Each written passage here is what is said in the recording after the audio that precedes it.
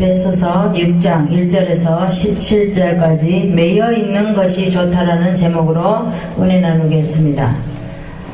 우리는 매여 있는 걸 너무 싫어하죠. 그런데 적당히 매여 있는 것이 좋습니다. 우리가 남자들은 가정에 매여 있어야지 엉뚱한 짓을 안 해요. 그죠? 남자들이 많이 엉뚱한 짓을 많이 하잖아요. 가정에 꽉 매여 있어야지 엉뚱한 짓을 안 하고, 또 우리가 이제 시골에 보면 소 있죠. 소도 이제 끈을 갖다가 놓으면은 이렇게 막 뿔을 가지고 사람을 막 이렇게 들어박잖아. 그죠? 그래서 소도 매여 있는 것이 좋고, 개도 끈을 갖다 놓으면은 사람들을 막 물잖아요. 요즘에는 애완견이니까 그렇지 않은데, 옛날에 보면 시골에 큰 개도 대문을 지키는 개가 있죠. 그런 개도 끈을 놓으면 사람들이 오면 막 짖으면서 물잖아. 그죠? 그래서 그 끈도 이렇게 묶어놓고 매여 있는 것이 좋습니다.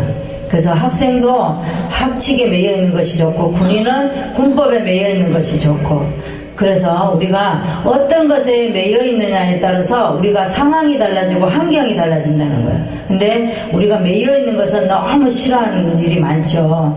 그래서 우리가 교회에서도 성도들도 또 어떤 목회자도 다 교회 하나님 앞에 매여 있을 때가 가장 은혜를 받을 때인 줄 믿습니다. 오늘 에베소서 6장을 보면, 에베소서는 교회가 예수 그리스도의 몸이니 하나가 되어라는 그런 에베소의 말씀이에요. 그래서 바울이 2차 전도 여행 때 본도 출신인 로마에 가 있는 아굴라와 브리스길라는 부부죠. 그래서 아굴라는 남편이고 브리스길라는 아내예요. 그래서 그들이 고린도 교회에서 만났어요. 바울과. 그래가지고 아굴라는 이제 거기서 만났는데, 바울은 직업이 천막을 깁는 그런 기술자였었어요. 그런데 마침 거기 가서 이런 많은 친교를 하다 보니까 아굴라와 브리스길라도 그런 천막을 깃고 그렇게 하는 직업이었었어요. 그래갖고 이들은 어떻게 했냐면은 거기서 복음을 전했어요. 전도를 하고 둘이서 동력자가 돼서 이렇게 많은 복음을 전하면서 많은 영혼을 살렸어요. 근데 바울이 에베소에 와 있을 때 아굴라와 브리스길라 집에서 이제 이 에베소는 어디서 우리가 설립을 하고 어디서 편지를 해서 그 영혼들을 살렸나? 에베소 교회는 아굴라와 브리스길라 집에서 설립 예배를 드렸어요. 그래서 아굴라와 브리스길라 집에서 이제 에베소 교회가 시작되는 거예요. 그래서 바울은 이제 아굴라와 브리스길라를 에베소 교회에 두고 바울은 다시 수리아 안디옥으로 가게 됩니다. 그래서 3차 여행 때 3차 전도 여행을 할 때에 다시 이제 에베소 교회를 잠시 들려요. 그리고 들려서 에베소 교회는 지금 이제 터키, 지금 이제 서쪽에 이제 자리 잡고 있는 그쪽입니다. 그래서 3차 전도여행 때 여행을 마치고 4차 전도여행 때 로마 감옥에서 편지를 써요. 그래서 편지를 쓴 것이 고린도 교회, 에베소 교회의 교인들에게 편지를 씁니다. 그래서 설립도 에베소 교회요, 편지도 에베소 교회. 그래서 에베소 교회가 이렇게 시작이 됩니다. 그러면서 그 교인들에게 뭐라고 편지를 쓰냐면, 교회는 그리스도의 몸이다. 우리는 지체인데 몸에 붙어 있어야 되지 않느냐, 그렇게 부탁을 합니다. 그러면서 부모와 자식 간의 문제, 사회생활의 문제, 그리고 종과 상전의 문제, 영적 신앙생활 속에서 어떻게 살아야 되는가, 그것을 편지를 썼어요. 그러면서 영적 싸움을 싸우라고 말하면서 하나님의 뜻에 매여 있는 것이 좋다라고 편지를 썼습니다. 그래서 오늘 6장에 보면은 바울이 감옥에서 간절한 마음으로 에베소 교인들에게 편지를 하는데, 에베소 교회는 율법에 매여 있어요. 우리는 어느 교회에 이제 그 전에 보면은 율법에 매여 있는 교회가 많아요. 거의 대형 교회가 보면 그 전에 보면 이렇게 율법에 매여 있는 교회가 많더라고요. 그래서 율법은 우리를 죄인 만드는 것이에요. 그리고 특히 보면은 이렇게 연세가 드시고 이제 막 그런 좀 원로 목사님들이 보면 율법적인 설교를 많이 하잖아요. 그래서 우리는 율법에 매여 있는 것이 좋은 것도 있고 나쁜 것도 있다는 거예요. 근데 이제 에베소 교회는 율법에 매여 있다는 거예요. 할례를 받아야 구원받는다라고 또 그렇게 말해요. 율법을 지켜야 구원받는다 말을 하고 있다는 겁니다. 또 영지주의에 매여 있었어요. 그래서 영을 알아야 구원받는다는 거죠. 그래서 에베소 교회 성도들은 잘못 가르침을 받았어요. 거짓 선지자들이 지금이 에베소 교회 시대예요. 그래서 거짓 선지자들이 너무 많잖아요. 이게 맞다, 저게 맞다, 막 그러면서 그렇게 하는 사람들이 너무 많아요. 그래서 성경을 가르쳐준다. 요즘은 성경을 가르쳐준다 해도 사람들이 의심을 해요. 너무 거짓 교사들이 많기 때문에. 그렇다는 거죠. 그래서 바울은 에베소 교인들에게 교회는 말이야 그리스도의 몸이야. 우리는 지체야. 그러니까 우리는 어떻게 해야 돼? 예수 그리스도의 몸에 붙어 있어야 돼. 그렇게 부탁하는 거야. 가정 안에서 생활을 말하고 사회생활을 말하고 영적 신앙생활을 말하고 이 세 가지를 말하면서 하나님의 뜻에 매여 있는 것이 좋다라고 바울은 말하고 있습니다. 우리도 언제나 자유로움만 우리가 느끼면 안 돼요. 그래서 어느 소속이나 우리는 성도로서 목회자로서 하나님의 성전에 매여 있는 것이 가장 중요한 줄 믿습니다. 그러면 우리가 어떻게 매여 있는 것이 좋은지 첫 번째 부모와 자식으로 도리를 다하며 매여 있는 것이 좋답니다. 그래서 1절에서 4절까지 보겠습니다. 1절까지 4절까지 보면 자녀들아 너희 부모를 주 안에서 순종하라 그럽니다. 4절에 봤더니 아비들아 너희 자녀를 노엽게 하지 말고 오직 주의 교양과 훈계로 양육하라 그렇게 말씀하고 있습니다. 왜냐하면은 우리가 자녀들은 너희 부모를 주 안에서 순종하라는 거예요. 하나님 안에서 하나님의 주권을 인정하면서 순종하라는 거예요. 하나님은 부모는 곧 가정에서 하나님이에요. 그죠? 그래서 하나님 앞에 순종하는 것이 부모한테 순종하는 것이라는 거죠. 그리고 아비들아 너희 자녀를 노엽게 하지 말라는 게 우리는 자녀라 그래서 우리가 마음대로 우리 자녀를 어떻게 할 수 없어요. 우리가 몸을 빌려서 자녀를 낳았지만 그 자녀는 곧 하나님의 자녀라는 거죠. 그래서 우리가 보면은 우리의 어떤 나의 대리만족을 느끼려고 자녀들에게 많이 우리가 기대를 많이 걸어요. 그래서 내가 이제 신앙을 일찍부터 이제 어렸을 때부터 하나님을 몰랐으면 애들을 막 빨리 막 그 양육하려고 영적으로 양육하려고 그러는데 그 애들이 못 따라오죠. 못 따라와요. 우리 아들도 보세요. 못 따라오잖아요. 못 따라옵니다. 그리고 우리가 또 부모가 못 배우고 내가 또 나 그거 하고 싶은데 못했어. 그러면 내 자식이 나 대신에 그걸 하기를 바라는 거예요. 그런 게 많아요. 저도 그랬던 것 같아요. 그래서 그렇지만 자녀들이 나 못 따라와요. 내 생각은 내가 늘 애들한테 그런 식으로 양육을 했지만 아이들은 못 따라온다는 거예요. 근데 아이들은 가장 자기가 원하는 거, 자기가 좋아하는 거 그것을 해야 돼요. 그래야지 후회 없는 삶을 산다는 거예요. 이렇게 애들을 보면은 우리가 다 부모의 그 욕구불만으로 막 끌고 가잖아요. 자녀들을. 그죠? 동서남북으로 막 끌고 다녀요. 그러고 막 학원을 몇 군데 보내고 막 안 보낸 데가 없어요. 그런데 나중에 그들이 크고 이제 직장 생활을 하다 보면 자기한테 맞지가 않는 거예요. 학교는 어느 전공을 했지만 직장을 나가보면 그렇지 못하다는 거죠. 그래서 우리는 그것까지도 내려놓아야 돼요. 하나님 앞에 내려놔야 된다는 거죠. 바울은 로마 감옥에서 하나님의 부름에 성도의 가정과 사회에서 부모로서 자녀를 헌신적인 사랑으로 양육하라고 말하고 있습니다. 자녀는 부모에게 주 안에서 순종하고 종들은 상전에게 순종하고 상전들은 종들을 잘 대접하며 영적 전쟁에서 싸우라고 무장해서 싸우라고 말하고 있습니다. 그래서 자녀들에게 주 안에서 부모에게 순종하라. 그래서 우리는 가정에서는 남편이 하나님이에요. 그죠? 그래서 우리가 다 남편에게 순종해야 되고 부모에게 자녀들은 순종해야 돼요. 그래서 오직 주의 교양과 훈계로 자녀를 양육하라고 말하고 있습니다. 성경을 보겠습니다. 골로새서 3장 20절, 21절 신약의 328쪽을 보겠습니다. 골로새서 3장 20절에서 21절 신약의 328쪽을 보겠습니다. 자녀들아 모든 일에 부모에게 순종하라. 이는 주 안에서 기쁘게 하는 것이니라. 아비들아 너희 자녀를 경록해 하지 말지니 낙심할까 함이니라. 부모와 자식의 도리를 다하며 뜻에 매여 있는 것이 좋다라고 말하고 있습니다. 나오미와 룻은 나오미가 베들레헴에 있어야 되는데 베들레헴에 있지 못하죠. 그러니까 어떻게 해요?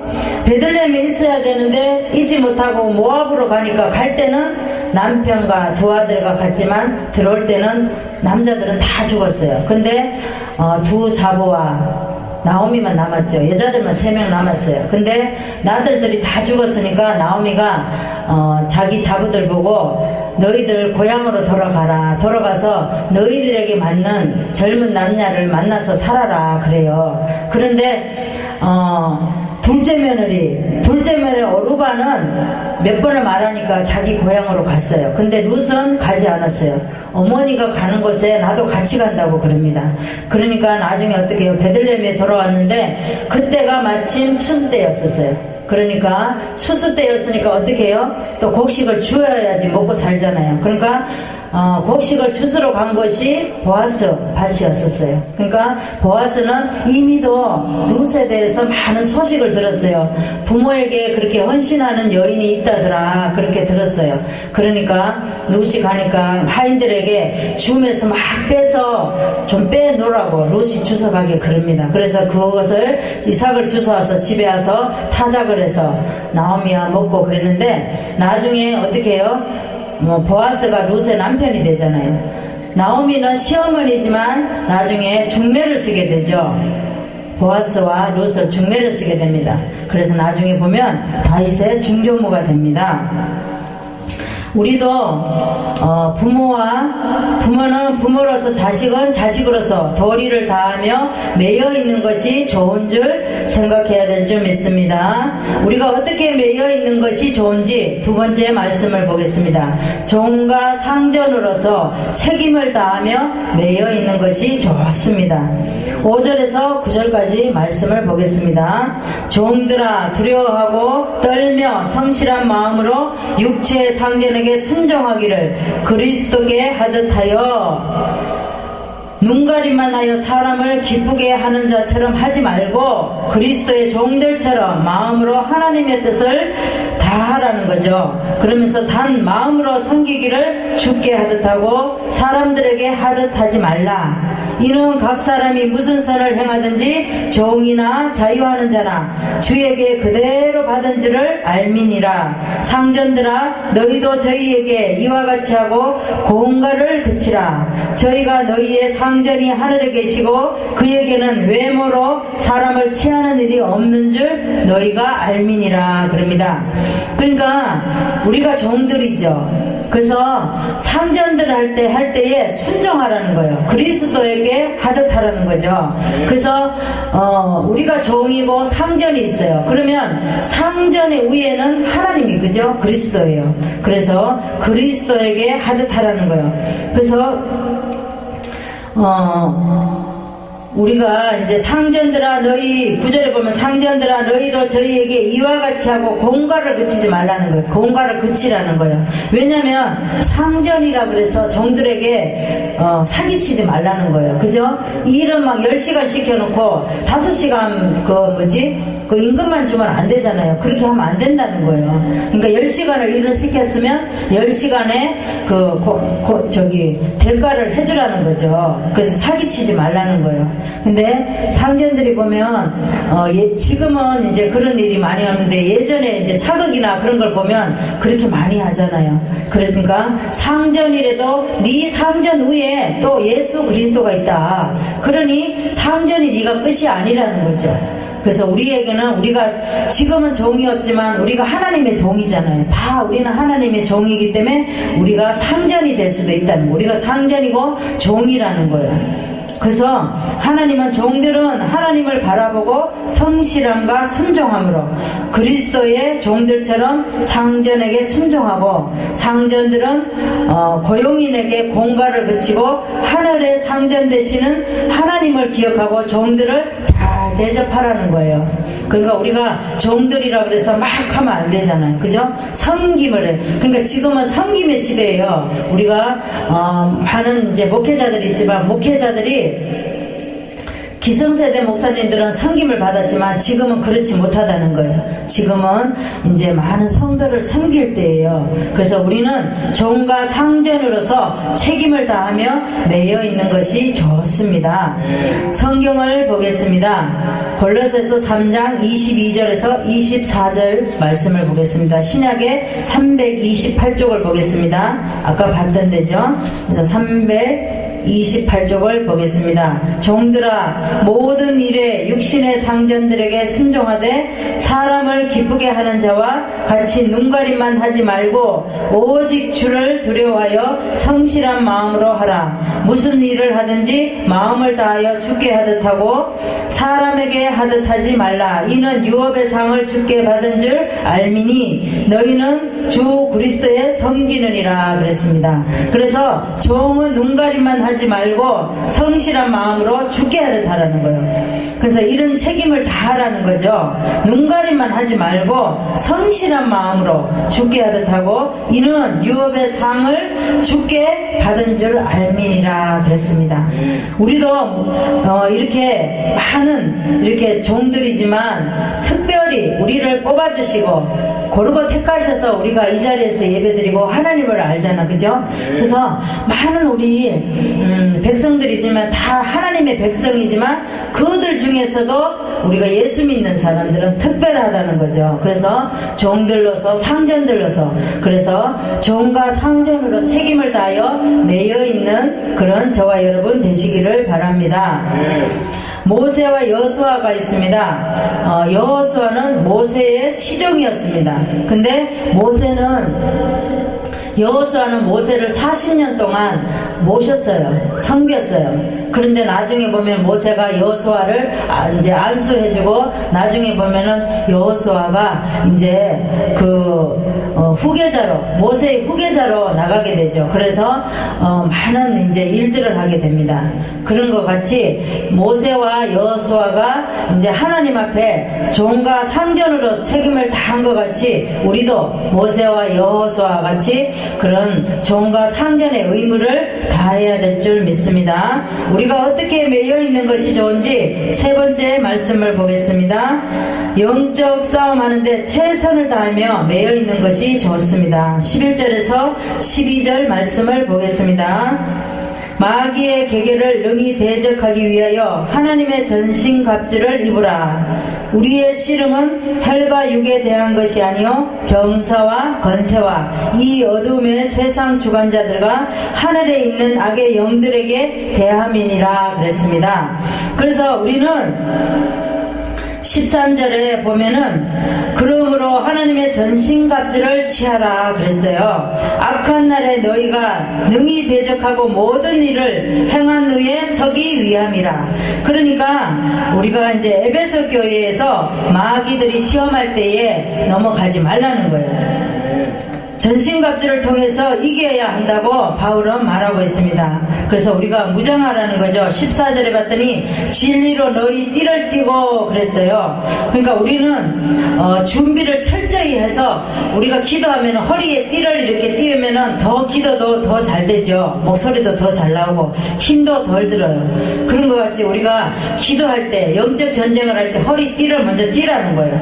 허리 띠를 띠고 의의 흥패를 붙이고 여기 가슴에다가 의의 흥패를 하나님의 심정을 깨닫는 그런 거를 가슴에다 새기라는 거죠. 그러면서 15절에 뭐라 그래요?